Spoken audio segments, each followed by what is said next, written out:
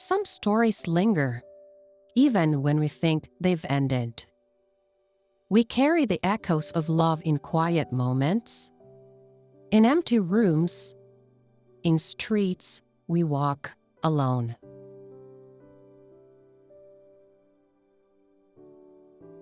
This is a story about two people who thought they had lost each other forever.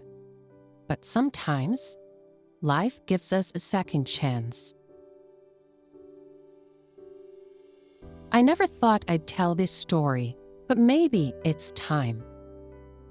To remember, to feel, and to hope again.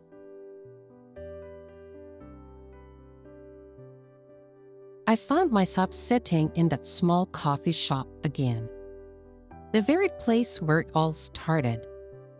The smell of roasted beans and fresh bread, the worn wooden tables, the familiar chalkboard menu. It all pulled me back. I could almost hear the laughter of someone I used to know, someone I once let slip away.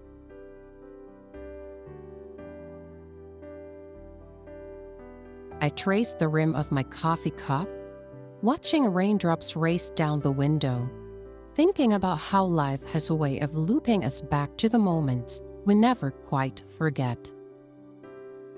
As I was lost in my memories, the chime of the door made me startle. Footsteps approached the counter, and then I saw him. Albie. My chest tightened, my breath caught. After 5 years abroad chasing dreams and leaving me behind, the first place he came back to was here. I swallowed hard, my heart racing faster than my mind could process. This place, these memories, this man. It was all too much, and yet, it felt like something in the universe was giving me a second chance I hadn't realized I still needed. As I watched him, my mind drifted back to the early days when our world had been small and fragile, yet somehow full of hope. The little things mattered then, more than I realized at that time.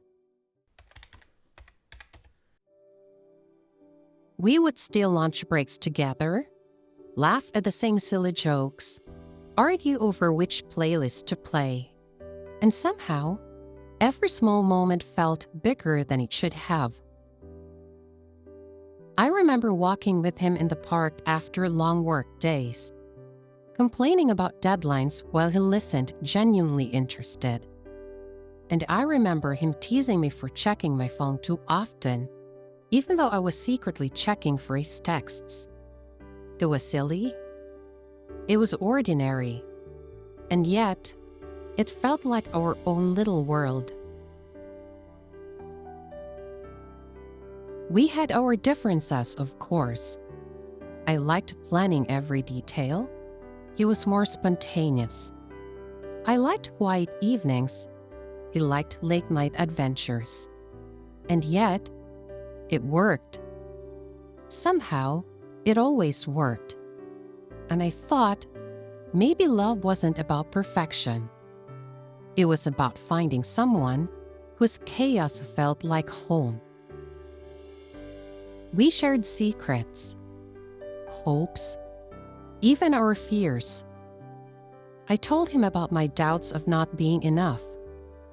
He confessed his worries about failing, about not living up to expectations.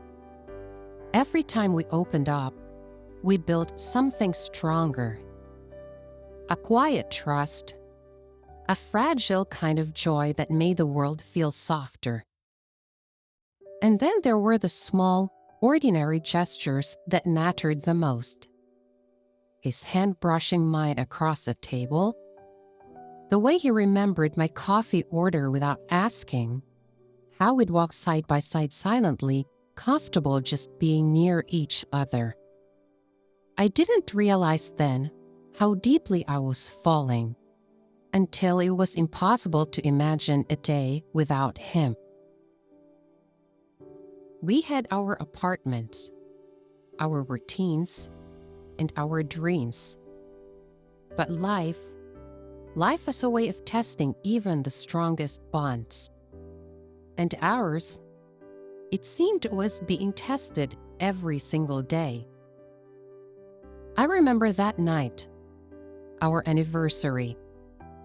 I had made reservations at that little Italian place we loved, lit candles, and waited. And still waited. Hours passed and Albie didn't show. Overtime again, he said in a text, and I sat there, staring at the empty chair across from me, wondering if he even remembered the date. It wasn't just that night. It was dinners missed because he was stuck at the office. Mornings where he grabbed coffee and left before I woke. Messages left and read. 1,000 tiny moments that slowly piled up until I felt invisible in my own home. And finally, one night, I couldn't take it anymore. I had waited for him to come home, set the table, and when he walked in, tired and distracted, I realized we weren't living together anymore. We were passing ships in the night.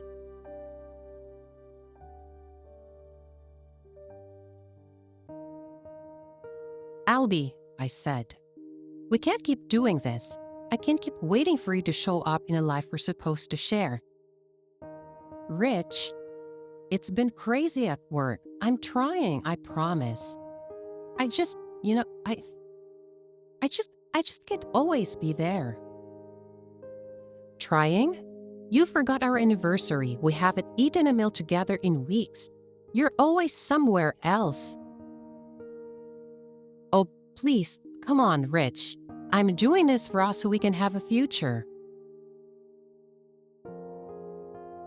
And that's when I realized it wasn't about working hard or trying.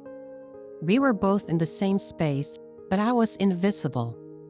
I was waiting for someone who couldn't see me in the moments that mattered most. I love you, Albie. I really do. But I can't keep living like this. I can't keep waiting for you to show up in my life while you're always somewhere else.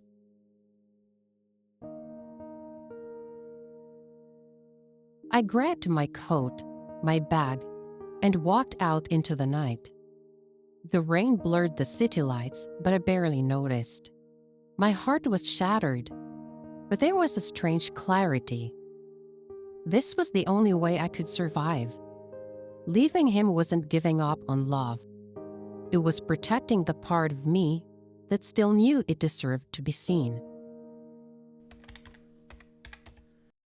I couldn't tear my eyes away from him, though my mind screamed at me to look down, to pretend this was just a coincidence. But it wasn't. It was him, Albie. And it had been 5 years. 5 years of wondering, of hoping, of imagining. And now, finally, he's here.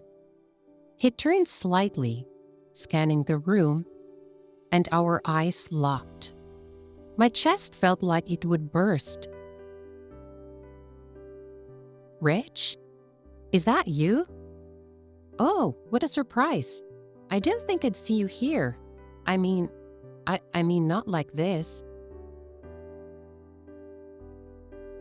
Not like this. I felt the weight of every unsent text, every unspoken word, every quiet night we had spent apart.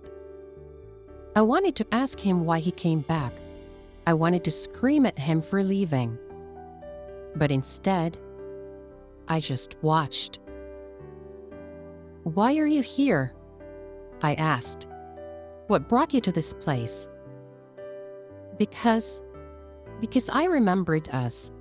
This place, this. I honestly don't know, Rich. I guess I wanted to see if the past still felt alive. And in that moment, I knew it did.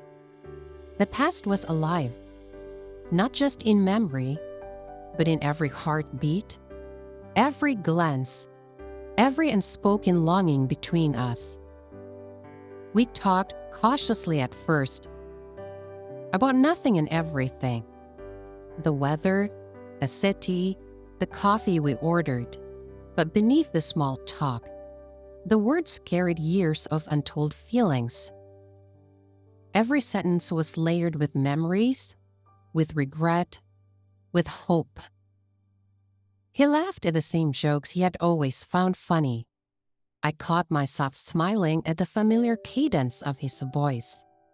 And I realized, despite everything, despite the years apart, it felt natural, like we had never really left each other. I wanted to text you so many times while I was abroad, Rich, but I didn't. I thought it was better to let you go. Better to let me go? You left without a word. I could hear the apology in his voice, but it wasn't just words. It was the way he looked at me, the way he hesitated, the way he didn't want to hurt me again. We agreed to meet again, slowly, cautiously. Months passed. Every meeting, every conversation, every smile slowly mended the cracks in our hearts. And one evening, as we walked home, I realized I was in love with him again fully, without fear. Rich, I'm not leaving again, I promise. I want this to last. Will you give us a second chance? I nodded, holding back my tears as I was hugging him. As of this writing, we're about to celebrate our anniversary this coming November 2025. 5 years since we first met, and 5 years since we gave ourselves a second chance. It's strange to think about how fragile love can feel, and yet, how resilient it can be when you fight for it, when you truly show up for each other. This year, we'll return to that little Italian restaurant, the same one where I once sat alone, waiting for him. Only this time, we'll laugh, share a meal, and celebrate the fact that we didn't give up, that we chose each other again, and that love can truly survive the storms. Some stories linger, even after heartbreak, even after mistakes. And sometimes, the second chance we've been waiting for isn't about grand gestures, but about showing up, being present, and choosing love again. If there's one thing I hope you take from this story, it's that it's never too late to hope, to forgive, and to let your heart remember what it needs to love fully. Thank you for listening and for believing that some love stories can truly come back to life.